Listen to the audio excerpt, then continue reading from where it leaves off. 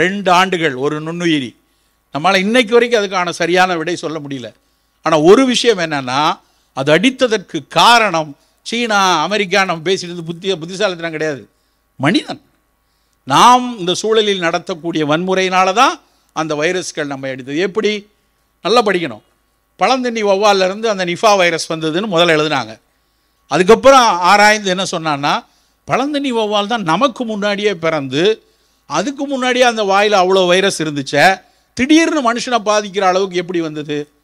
பழந்தண்ணி வௌவால்கள் Indonesia காடுகளில் ரொம்ப குதூகலமாக சந்தோஷமாக வாழ்ந்துக்கிட்டு இருந்துச்சு.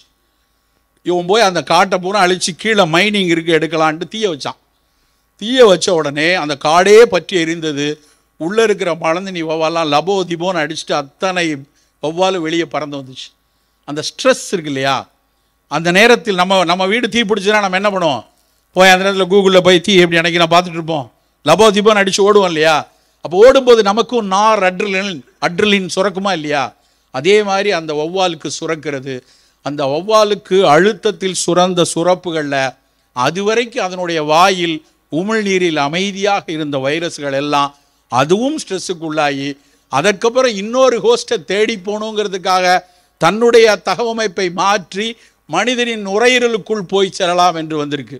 அப்படி பார்த்தா குற்றவாளி வைரஸா, தீ வச்ச மனுஷனா? தீ வைத்த மனிதன். இப்படி தான் ஒரு ஜூனோட்டிக் வைரஸும் இப்படி தான் உருவாகுது. போலியோ ஒழித்து விட்டோம், கிட்டத்தட்ட போயாச்சு. மொத்தமே உலகத்தில் 20 கேஸ் தான் இருக்குங்கிறாங்க. இந்த வருஷம் பிரகடனப்படுத்த போகிறாங்க WHO, போலியோ இல்லாத உலகம் என்று. ஸ்மால் பாக்ஸ் 1980 போயிடுச்சு. கோவிட் அப்படி போயிடுச்சுன்னு இனிமேல் யாராலையும் சொல்ல முடியாது. இன்னைக்கு வரைக்கும் இருக்கா இல்லையான்னு தெரியாது. இப்போ ஜனவரியில் புது வெரைட்டி வருது, சீனாலேருந்து வந்துருச்சு, பழையபடி எல்லாரும் வாய மூடுறா அப்படின்னு சொல்ல போகிறாங்க அப்படின்னு நினச்சிட்டு இருக்கும்போது, நான் ஒரு பெரிய மூத்த விஞ்ஞானி ICMRல அவரும் நானும் ஒரு கருத்தரங்கில் அப்படி போயிட்டு இருக்கும்போது கேட்டேன், ஜனவரி மாதத்தில் இப்போ தான், என்ன சார் திரும்ப ஏதோ சீனாவில் உள்ள வெரைட்டி இங்கே வந்துருச்சுன்னு சொல்கிறாங்க, டெல்லியில் 2 பேரை பிடிச்சிருக்காங்க, வந்துருமா அப்படின்னு கேட்டேன். அவர் ஒரே பதில் தான் சொன்னார், எப்போ போச்சு அப்படின்னு கேட்டார். சொல்லிவிட்டு அவர் பாட்டு போயிட்டார்.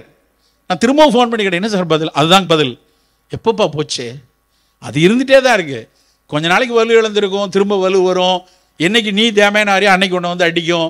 ஜூனோட்டிக் வைரஸை அழித்து வெளியேற்ற முடியாது நண்பர்களே. அப்போ நம்ம என்ன செய்யணும் அப்படின்னா, நம் உடலை வலுவாக வைத்துக்கொள்ளணும், நம்ம எதிர்பார்த்தல் சரியாக இருக்கணும். நம்ம எதிர்பார்த்தல் சரியாக இருக்க வேண்டும் என்றால், நம்முடைய உடல் எதிர்பார்த்தல் நல்லா இருக்கணும்னா, நம்முடைய ஏற்கனவே இருக்கிற கோமார்பிடிட்டி கட்டுப்பாட்டில் இருக்கணும். போன தடவை கோவிட் நேரத்தில் தினம் ஸ்கோர் சொல்கிற மாதிரி சாயந்தரம் 5:30 மணிக்கு ஹெல்த் செக்ரட்டரியும் மினிஸ்டரும் வந்து இன்றைக்கு 44 பேர் மரணமடைந்தார்கள், அதில் 38 பேருக்கு கோமார்பிடிட்டி இருந்துச்சு, 7 பேருக்கு ஏற்கனவே இப்படின்னு ஒரு பட்டியல் வாசிச்சிட்டே இருந்தாங்கல்ல தினம். அதில் கற்றுக்கொண்டது என்ன? யாருக்கு சர்க்கரை கட்டுப்பாட்டில் இல்லையோ, யாருக்கு ஏற்கனவே நோய் எதிர்ப்பால் குறைவில்லையோ அவர்களை தான் கோவிட் வந்து மிக அதிக அளவில் பாதிப்பை உண்டாக்குச்சு. இன்றைக்கும் சீனாவில் நடக்கிறதும் அதுதான். முதுமையில் இம்யூனோசெனசன்ஸ் அப்படிம்பாங்க, 85 தாண்டிடுச்சு அப்படின்னா இயல்பாகவே ப்ரொக்ரெசிவ் ரிக்ரடேஷன் ஆஃப் இம்யூனிட்டின்னு அர்த்தம். இயல்பாகவே இம்யூனிட்டி குறையும். அதனால தான் இட்டாலியில் மிகப்பெரிய அளவில் முதியோர்கள் இறந்து போனாங்க, இங்கிலாந்தில் பெரிய அளவில் முதியோர்கள் இறந்து போனதெல்லாம் ப்ரொக்ரெசிவ் இம்யூனிட்டி லாஸ் தான். அப்போ நம்ம என்ன செய்யணும்? நமக்குள்ள விஷயம் என்னன்னா, நம்முடைய இனேட் இம்யூன் சிஸ்டம், நம்முடைய உடல் எதிர்ப்பாற்றல், இறைவன் நமக்கு அளித்திருக்கிற இயற்கையான எதிர்ப்பாற்றல், நம்முடைய வெள்ளணுக்கள், நம்முடைய காம்ப்ளிமெண்ட் ஃபேக்டர்ஸ், நம்முடைய எலும்பு மஞ்சை, நம்முடைய ஈரல், இதெல்லாம் சரியாக வைத்துக்கொள்ளணும். அதற்கு நம் சர்க்கரையை சரியாக வைத்துக்கொள்ளணும், இரத்த கொதிப்பை கட்டுப்பாட்டில் வைத்துக்கொள்ளணும். நண்பர்களே, மரபு வழி பாதையில் நாம் புரிந்து கொள்ள வேண்டிய விஷயம் என்னென்னா, ஏகப்பட்ட நல் உணவுகள் நம்முடைய உணவு கலாச்சாரத்தில் இருக்கிறது, நம்முடைய உணவு பண்பாட்டில் இருக்கிறது. அவற்றை மீட்டெடுத்து தினசரி பயன்படுத்துவது தான் நமக்கான முதல் தேர்வு. இன்றைக்கு ஒரு தேநீர் இருந்தோம்னா, தேநீர் மட்டும்தான், தேநீர் 200 வருஷம் முன்னாடி வந்துச்சு. தேநீர் இல்லாமல் எத்தனை தேநீர் இருக்குது? ஆவாரை குடிநீர், ஆவாரை பூத்திருக்க சாவாரை கண்டதுண்டோ என்று ஒரு பாடல் பாடுறான். சாதாரணமாக வறண்ட நிலங்களில் பூத்து குலுங்கும் ஆவாரம் பூ. இன்றைக்கு ஆய்ந்தறிந்து சொல்கிறார்கள், சர்க்கரையை கட்டுப்படுத்துவதற்கு, சர்க்கரையினால் சிறுநீரக செயலிழப்பு வராமல் இருப்பதற்கெல்லாம் ஆவாரை பயன்படும் கண்டுபிடிக்கிறான். என்னைக்கோ ஒரு நாள் வெஸ்டர்ன் வேர்ல்டுலேருந்து ரோஷ் ஸ்மித்லைன் பீச்சம் வந்து ஆவாரா அப்படின்னு ஏதாவது ஒரு ப்ராடக்ட் வரும். அப்போ எல்லா பேரும் போய் $10 வாங்குவாங்க. இங்கே போய் பறித்து கஷாயம் போட்டு குடிக்கலாம், நம்ம எடுக்க மாட்டோம். நம்முடைய வேதனையான விஷயம் அதுதான். தேகரா சச்சுரதம் தில்லிய நேர் கூட்டி பாகமுற காய்ச்சி பருகுவார் காகமுனம் செழி தீரும் காணே. ஒரு பாட்டு. என்ன பாட்டோட அர்த்தம் அப்படின்னா, தேகரா சச்சுரதம், தேகராஜன் அப்படிங்கிறது வந்து கரிசலாங்கண்ணி. அந்த கரிசலாங்கண்ணியை வெறும் கஷாயம் போட்டு குடிச்சேன்னா உனக்கு சளி போகும், ஈரலுக்கு நல்லது. ஆனால் நம்ம கரிசலாங்கண்ணியை களை கொல்லியை போட்டு கொல்றோம். எவ்வளவு வன்முறையாளர்கள் நம்ம. அது ஒரு கல்ப மருந்து. ஆனால் கிளைஃபோசேட் போட்டு நெல் மட்டும்தான் எனக்கு வேணும், மற்றதெல்லாம் சாவு அப்படின்னு போய் அடிச்சுட்டு இருக்கோம். நாம் பண்ணக்கூடிய தவறு, அந்த கிளைஃபோசேட்டை கீழே அடிக்கிறோம். அந்த கிளைஃபோசேட் மண்ணில் போச்சுன்னா அது டைரக்டாக possible probable carcinogen according to class 2 WHO carcinogen list. நேரடியாக புற்றுநோயை தரக்கூடிய காரணி அது.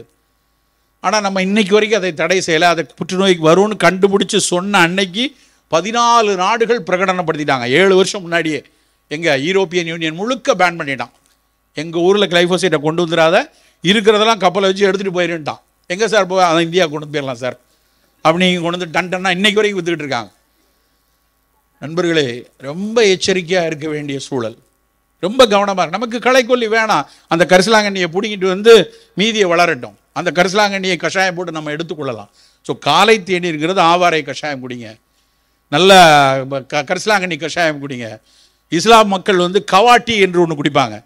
சவுதியில், கத்தாரில், எல்லா இடத்துலையும் கவாட்டி ரொம்ப ஃபேமஸ். கவாட்டி ஒன்றும் கிடையாது, அதில் லவங்கப்பட்டை, நல்ல கிராம்பு, கொஞ்சம் குங்குமப்பூ, பாதாம் துண்டு போட்டு தேநீர் கொடுப்பாங்க. ஒரு கவாட்டியும் ஒரு பேரிச்சம்பழம் தான் அங்கே போனவொடனே எல்லாருக்கும் கொடுக்குறது. இங்கேயே நம்ம பண்ண முடியாது. தினம் காலையில் ஒரு மூலிகை தேநீர் காலையில் குடிக்கலாமே. ஒரு நாள் தேநீர் குடிச்சுக்குவோம். அந்த தேநீரும் தயவு செய்து தேநீர் குடிக்கிறது முதல்ல கற்றுக்கணும். பல பேருக்கு தேநீரே போட தெரியாது. எல்லாரும் பாயாசம் காய்ச்சுற மாதிரி தேநீர் போடுறாங்க. குலோப் ஜாமுனுக்கு ஜீரா காய்ச்சுவாங்கல்ல, காய்ச்சி மைதாவை உருட்டி போடுவாங்கல்ல, அதை மாதிரி தனியாக காய்ச்சுறான். தேநீர் கஷாயம்னா அது ஒரு தேயிலை கஷாயம். அது நல்லா கொதிக்கிற வெந்நீரில் தேயிலையை போட்டு மூடி வைக்கணும். 3 நிமிஷம் கழித்து எடுத்து வடிகட்டி அதுதான் குடிக்கணும். சார் சர்க்கரை வேணும்னா கொஞ்சம் தேனோ கருப்பட்டியோ சர்க்கரை வியாதி இல்லாதவர்கள் போட்டுக்கொள்ளுங்க. தயவு செய்து பாலை ஊற்றாதீங்க. உலகத்திலேயே தேநீரில் பால் ஊற்றுற ஒரே கூட்டம் நம்ம மட்டும்தான். எப்போ பால் அதில் ஊட்டோமோ அப்போவே தேயிலையில் பாதி பயன் போயிடும். தேநீர் அப்படின்னா அதில் உங்களுக்கு நல்லா எலுமிச்சம்பழம் போட்டு லெமன் டீ குடிங்க, சின்னமான் போட்டு சின்னமான் டீ குடிங்க, தப்பு இல்லை. அப்படித்தான் நாம் மாறணும். சில மாற்றங்கள் நமக்கு அவசியம் நண்பர்களே. இல்லை சார் இவ்வளோ நாள் இப்படி தான் சார், இவ்வளோ நாள் இப்படி இருந்துட்டு போட்டோம். இன்றைக்கி நமக்கு தெரிந்தாச்சு. அறிவியல் ஒன்றை சொல்கிறது, அனுபவம் ஒன்றை காட்டுகிறது. அவற்றை நாம் மாற்றித்தான் ஆகணும். மாற மாட்டேன்னு அடம் பிடிச்சா சிக்கல் தான். சோறு சாப்பிடும்போது கொஞ்சமாக சோறு சாப்பிடுங்க சொல்லிக்கொண்டே இருக்கிறோம். சார் சோறு நல்லது தானே, நல்லது தான். ஆனால் இன்றைக்கி லோ கிளைசிமிக்காக சாப்பிட சொல்லிட்டாங்க, சர்க்கரை கூடுது. ஸோ அளவு குறைவாக எடுங்க. நான் பல இடங்களில் போகிற இடங்கள்லாம் சொல்கிறேன். உங்கள் வீட்டில் அன்னக்கரண்டின்னு ஒன்று வச்சுருப்பீங்க இல்லையா, சோறு வைக்கிறதுக்கு. அதை வீட்டில் போய் எடுத்து கிழக்கு பக்கமாக பார்த்து நின்று 3 தடவை தலையை சுற்றி விட்டு எரிஞ்சிருங்க. ஏன் சொல்கிறேன் அப்படின்னா, எனக்கு இந்த அன்னக்கரண்டியை பார்த்தா இந்த பிடபிள்யூ டிபார்ட்மெண்ட்லாம் ஒரு பொக்லைன் எந்திரம் வச்சுருப்பாங்க இல்லையா, அதை மாதிரியே இருக்கும் எனக்கு. அப்படி சோறை தூக்கி வச்சு சாப்பிட்டோம்னா கண்டிப்பாக அது சக்கரை வியாதி வரும். சோறெல்லாம் கொஞ்சமாக தான் எடுக்கணும். அது மரபு சோறாக எடுங்க, மாப்பிள்ளை சம்பா கவுனி எடுங்க. சார் மறுசோறு வாங்காமல் எந்திரிச்சிட்டீங்க அப்படின்னா அவன் மறுசோறு கொடுக்காதீங்க, தயவு செய்து கொடுக்க வேண்டாம். இனிமேல் சோறுக்கெல்லாம் ஸ்பூன் போடுங்க. காய்கறிக்கு வேணால் அதே அகப்பையை வச்சுக்கோங்க. அகப்பையை வச்சு காய்கறி வச்சுட்டு சோறை ஸ்பூனில் எடுத்து சாப்பிட்றமாக நம்ம மாறித்தான் ஆகணும். அந்த சோறும் வரகரிசியா கம்பஞ்சோரா மாப்பிள்ளை சம்பாவாக இருக்க வேண்டும். இறுதியாக இரவு உணவு. இன்றைக்கி உட்காந்துட்டோம், நிறைய பேர் சாப்பிடாமல் இருக்கலாம். இரவு உணவு 7 மணிக்கு முடித்து விட வேண்டும். நான் பணியாரம் சாப்பிட்டு வந்தேன் கௌரி கிருஷ்ணாவில் வரும்போதே. 7 மணிக்கு வரணுமேன்னு விரட்டி வந்தோம். 6:45 வரணும், 6:30 வர சொல்லியிருந்தார் ஈஸ்வரன் சார். பசி முடிச்சுட்டு வரும்போது வழியில் ஒரு 2 பணியாரத்தை சாப்பிட்ருவோம். நல்ல வேலை லேட்டானாலும் பசிக்கலை. ஸோ அந்த மாதிரி 6:30-7 மணிக்கு சாப்பிட்டு விடணும் நண்பர்களே. அந்த உணவு நல்ல எளிய உணவாக இருக்கணும். ஒரு கோதுமை ரவை கிச்சடி, இல்லைன்னா ஒரு இட்லி, இல்லை என்றால் அதுவும் டயபெட்டிக்காரங்க இட்லி போயிடாதீங்க. அவங்க கோதுமை ரவை கிச்சடியோ ஒரு சப்பாத்தியோ இல்லைன்னா சிறுதானியங்களில் அடை மாதிரி செய்தோ சாப்பிடணும். சிறுதானியம் சாப்பிடுங்க. எல்லாரும் என்ன செய்கிறாங்கன்னா எல்லாத்தையும் போட்டு கஞ்சி காய்ச்சிட்டோம் சார். தினம் காலையில் ஒரு கப் கேழ்வரகு கஞ்சி குடிக்கிறேங்கிறான். அது சின்ன பிள்ளை குடிக்கலாம். வயதாயிருச்சு 40 தாண்டிட்டோம்னா சிறுதானியங்களை முழுமையாக பயன்படுத்தணும். அதை உடைச்சி மாவாக்கிட்டோம்னா அதுவும் சர்க்கரையை ஏற்ற தான் செய்யும். அது பொங்கலாவோ உப்புமாவாகவோ பிரியாணியாகவோ அப்படி சாப்பிடுங்க. ஸோ இரவு உணவு 6:30 மணி 7 மணிக்கு எடுத்துக்கணும். இல்லை அதுக்கப்புறம் பணி இருக்குது, நான் கிளினிக் வந்து முடிக்க 9:30 10 ஆகிடும், 6 மணிக்கு சாப்பிட்டு வந்துடுவேன். 10 மணிக்கு பசிச்சுதுன்னா ஒரு கொய்யாப்பழம், இல்லைன்னா ஒரு ஆப்பிள் துண்டு, இல்லைன்னா பப்பாளி போதும். அது கொஞ்ச நாள் பழகிற வரைக்கும் தான், அதுக்கப்புறம் அது பசிக்காது. இரவு உணவு அப்படித்தான் எடுக்க வேண்டும். நிறைய திருமணங்கள், அதுவும் இந்த கொங்கு மண்டலத்தில் எனக்கு பார்க்கும்போது பதற வைக்கிறது கல்யாணம் தான். அது ஒரு பெரிய திருவிழா மாதிரி நடக்குது. போலீஸ் பாதுகாப்போடலாம் நடக்குமான்னு தெரியல. 5000 பேர் 6000 பேர் போகிறாங்கிறாங்க. எனக்கெல்லாம் பக்குங்குது. 5000 பேர் போய் என்னப்பா பண்ண போகிறாங்க அப்படின்னா எல்லாரும் போகிறாங்க. வரவங்களாம் பத்திரிக்கை கொடுத்துருவாங்களா, ஊர்க்காரங்கெல்லாம் வந்துடுவாங்களா தெரியல. அதுவும் அந்த சாப்பாடை பார்த்தீங்கன்னா, ஐயோ அந்த ஒரு நாள் ஒரு இரவில் போடுற சாப்பாடை தமிழ்நாடு பட்ஜெட்டில் ஒரு மாதம் போட்டாலும் போடலாம், அவ்வளவு வகை. அதுவும் கல்யாண சீசன் வந்துச்சுன்னா குடும்பத்தோட 15 நாள் போய் சாப்பிட்டுட்டே இருக்காங்க. 10 இனிப்பு, 5 வகையான வெரைட்டி. அப்படி தயவு செய்து கல்யாண வீட்டுக்கு போனால் கை கொடுங்க, திருநீர் பூசுங்க, கட்டி பிடிங்க, திரும்பி வந்துடுங்க, சாப்பிடாதீங்க. மொய் வைக்கணும் வச்சுட்டு வந்துடுங்க. இரவு உணவு அப்படியான விருந்துகளை இரவு உணவு சாப்பிட்றது உடலுக்கு துளி கூட கேடு கிடையாது. அப்படியான கூட்டத்தை கூட்டி எல்லாரும் கெத்து காட்டுறேன், என்ன பண்ணுறது, எதுக்காக பண்ணுறாங்கன்னு தெரியல. மகிழ்வுக்கு நடத்துவது போல தெரியவில்லை. நாம் மாறித்தான் ஆகணும். அதில் நடத்தக்கூடிய சூழல் கேடுகள், அதில் வீணாகக்கூடிய உணவுகள், அதிலிருந்து போகக்கூடிய எத்தனை பேருக்கு உணவளிக்கலாம். அதை வச்சு நாம் அப்படி போய் சிக்கிட்டு நாமும் நோயை வாங்கி கொண்டு இருக்கிறோம். இறுதியாக நண்பர்களே, சில மாற்றங்களை நம்முடைய சமூகம் மிக தெளிவாக சொல்லியிருக்கு. நான் திருப்பூரிலும் விசாரித்தேன், நிறைய நண்பர்களிடம் விசாரித்தேன். நாம் கவனமாக இருக்க வேண்டிய ஒரு முக்கியமான விஷயம், அதுதான் என்னுடைய கடைசி செய்தி. வள்ளுவன் சொன்ன செய்தி, கள்ளுண்ணாமை. இங்கே பெரிய அளவில் பெருகி இருக்கிற நோய் மது வெறி நோய். நிறைய ஊழியர்கள் இங்கே கஷ்டப்பட்டு உலகத்தின் உள்ளாடைகளை முழுக்க தயாரித்து உலகத்தில் மிகப்பெரிய அளவில் பேர் வாங்கியிருக்கக்கூடிய பல நிறுவனங்களுடைய ஊழியர்களில் சனிக்கிழமை பணத்தை வாங்கிட்டு நேராக டாஸ்மாக்கு போகிறவங்க ஏகப்பட்ட பேர் இருக்காங்க. பெரிய தவறு. இந்த மதுவெறி நோய் எவ்வளவு ஆபத்துக்களை உண்டாகிறது நம்ம அத்தனை பேரும் தெரிந்து கொள்ளணும். நல்ல புரிந்து, நான் 20 வருடமாக அதை பற்றி பேசிகிட்டு இருக்கேன். மது நல்லதில்லை. நிறைய பேர் என்கிட்ட ஆர்கியூ பண்ணுவாங்க, டாக்டர்ஸே ஆர்கியூ பண்ணுவாங்க. அது எப்படி சார், கொஞ்சமாக குடித்தா கெட்ட கொலஸ்ட்ரால் குறையுமாமேன்னு. அது எவனோ டாக்டருக்கு ஊற்றி கொடுத்துருப்பான், அவன் வந்து இப்படி சொல்லிட்டு இருக்கிறான். அப்படி ஒன்றும் கிடையாது. இப்போ ரிசல்ட் வந்துருச்சு. 1 மாதத்திற்கு முன்னாடி ஒரு மிகப்பெரிய ஆய்வு முடிவு, நான் பல பேரிடம் பகிர்ந்தேன் அதை. லான்செட், உலகத்தின் முதல் மருத்துவ ஆய்விதழ், அவன் சொல்லிட்டான், your problem starts with the first drop of alcohol. அதான் ஆர்டிகல் டைப். முதல் சொட்டில் ஆரம்பிக்கிறது உன் பிரச்சனை.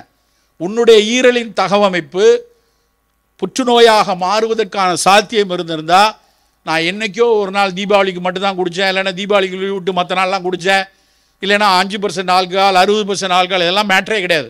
த first drop itself will cause you carcinoma. அவ்வளவு ஒரு முக்கியமான ஆர்டிக்கிள். பல ஆய்ந்து அறிந்து சொல்கிறாங்க. இப்போ ஒரு ஹார்ட் அட்டாக், எனக்கு ஒரு ஹார்ட் அட்டாக் வருது அப்படின்னா, நான் போய் ஒரு ஆஸ்பத்திரியில் போய் ஒரு ஸ்டென்ட் வச்சுக்கிட்டாலோ இல்லை பைபாஸ் பண்ணாலோ ஒரு 15 வருஷத்துக்கு எனக்கு எந்த பிரச்சனையும் இருக்காது. மருத்துவ உலகம் அவ்வளோ வளர்ந்துச்சு.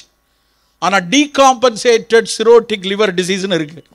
மது அருந்துவதால் ஈரல் சுருக்க நோய் வந்துச்சுன்னா அதிகபட்சம் 4 வருடங்கள் தான், 48 மாதங்கள் தான். முழு ஈரல் சுருக்க நோய் வந்துச்சுன்னா, இல்லைன்னா என்ன பண்ணணும்னா, அண்ணனோ தம்பியோ தான் ஈரலை கொஞ்சம் பிட்டு அண்ணனுக்கு கொடுத்துருங்க, குடிச்சு வீணாயிட்டாரு, ஏன் ஈரலை கொஞ்சம் கொடுங்கன்னு கொடுக்கணும். அவன் இட்லியவே பிட்டு கொடுக்க மாட்டான், ஈரலை பிட்டு கொடுப்பானான்னு யோசிச்சுக்கோங்க. அதுக்கப்புறம் 50 லட்சம் ரூபா பணம் வேணும். 50 லட்ச ரூபா இருந்தால் தான் ஈரலெல்லாம் கரெக்டாக மாற்றி அதுக்கப்புறம் மருந்து மாத்திரை எடுக்க முடியும். அவசியமா? வேண்டாம் நண்பர்களே. நம் சமூகம் கல் உண்ட சமூகம் தான். அரிசிக்கல்லேருந்து தென்னங்கள்லேருந்து தோப்பி வரைக்கும் நிறைய குடிச்சிருக்கோம். ஆனால் ஒரு இடத்துல மாறுறாங்க. வள்ளுவர் சொல்ல ஆரம்பிக்கிற, வேண்டாம், இந்த கல்லுண்ணாமை வேணும், எதுக்கு அந்த அதிகாரம் வரணும், வேண்டாங்கிறாரு. ஏன் வேணாங்கிறாரு? அது சமூக வன்முறைகளுக்கு வித்திடக்கூடியது. அதுதான் அன்னைக்கே 1500 வருஷத்துக்கு முன்னாடியே சொல்லிட்டு போயிட்டார். ஆனால் இன்றைக்கும் போயிட்டு, சார் எங்கள் கிளினிக்கில் நான்லாம் ஆரம்பித்த டைமில் ஹஸ்பண்ட் ஒய்ஃப் வருவாங்க, கரப்பான் காலில் முட்டில் வலி ஏதோ சொல்லி இல்லை கரப்பான்னு வாங்கிட்டு மருந்து வாங்கிட்டு போயிடுவாங்க 2 பேரும். போனதுக்கப்புறம் ஹஸ்பண்ட் மட்டும் வருவார். சார் அவள் கூட இருந்தா, அதனால் நான் சொல்லலை, நான் லைட்டாக நைட்டு குடிப்பேன், நீங்கள் வேறு நைட் ஏதோ லேக்கியம் கொடுத்துருக்கீங்க, வேலை செய்கிறதும் செய்யாமல் போயிடக்கூடாதுல்ல, அதனால் ஒரு வார்த்தை, இதுக்கும் ஆள்காலுக்கும் ஏதாவது பிரச்சனை இருக்குமான்னு பார்த்துருங்க அப்படிம்பாரு. அவ்வளவு பயம் மனைவி மேலே இருந்தது, மது இருந்துன்னா வீட்டுக்குள்ளே விட மாட்டாங்கன்ட்டு. ஆனால் இன்றைக்கி நிலைமை தலைகீழ். இப்போ வர்ற ஹஸ்பண்ட் அண்ட் ஒய்ஃப் வந்து ஒய்ஃப் சொல்கிறாங்க, sir he's a social drinker, பிஸ்னஸில் மீட்டிங்கில், இன்னும் பிஸ்னஸில் போய் குடித்தா 25% டிஸ்கவுண்ட் கொடுக்கானா, ஆனால் சொல்கிறாங்க அவங்க பிஸ்னஸ்க்கு மீட்டிங் போகும்போது ஒன்லி ஃபாரின் சரக்கு கொஞ்சமாக குடிப்பார். ஏற்றுக்கொள்ளப்பட விஷயமாக மாறிக்கொண்டிருக்கிறது. நம் குழந்தைகள் மது அருந்தி சிக்கலுக்குள் போகாமல் இருக்கணும்னா நாம் அருந்தக்கூடாது.